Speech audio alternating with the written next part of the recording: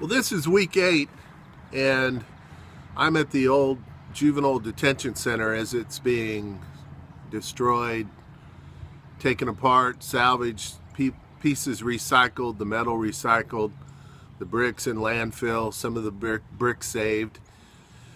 But on week 8, you've had a few relatively easy weeks, hopefully. Now, I know some of you are like me and work a couple jobs, and there's no such thing as spring break.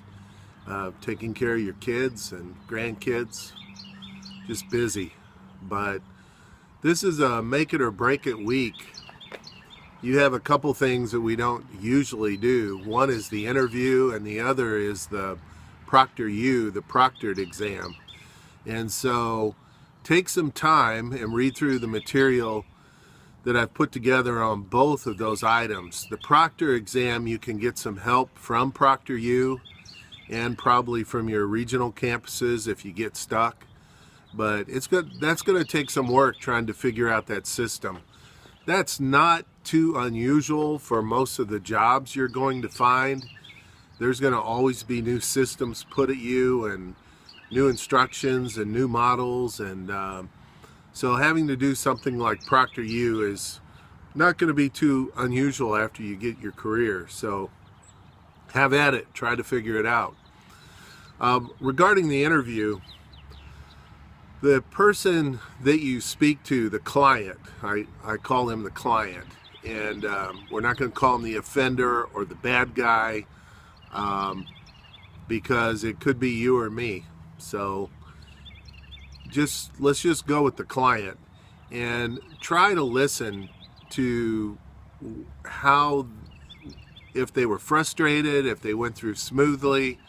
In past interviews, people have focused on that we've interviewed a lot on how expensive the criminal justice system is, how expensive their time off, their time in jail, their cost to their parents with attorney fees, just the expense. So a lot of people have focused on the monetary issue. I think the criminal justice system is sold a lot on rehabilitation and the efforts to stop people from reoffending. So the recidivism issue. And we don't really hear that a lot in these interviews. It might be something you ask. Was there anything learned? Do you think you'll be back again? Think you'll have to go through that again? So some of those questions you might ask if you feel comfortable and if you think they feel comfortable. Just kind of let them set the tone of the interview. But make sure to get the full points. Make sure you're asking follow-up questions. Make sure you're cueing in on spaces that are light in your interview where you can ask, well, what do you mean by that? Or when you said that being locked up, there was times that I didn't quite feel safe. Just kind of say, are you comfortable telling me what that meant? You know, how was that? Explain one of those times when you didn't feel safe. So ask those kind of questions.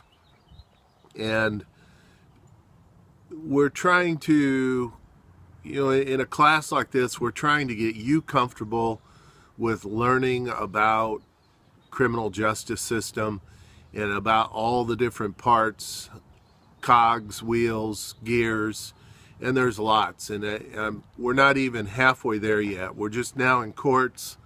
We're going to get to the prisons and jails, which is the biggest part of the whole system. But do what you can to try to tease out information from the person that you're interviewing. And if you get stuck or you want to ask questions, or call me up, text me, email, whatever works for you. But if you're kind of stuck on who you're going to interview, if you think that would be a good person, I don't think I've really refused anybody, just as long as it's a client, somebody that's been through the system on that side of the fence. So do your best. Good luck. It's a tough week, but we're well over halfway through, so good luck. Let's get this piece out.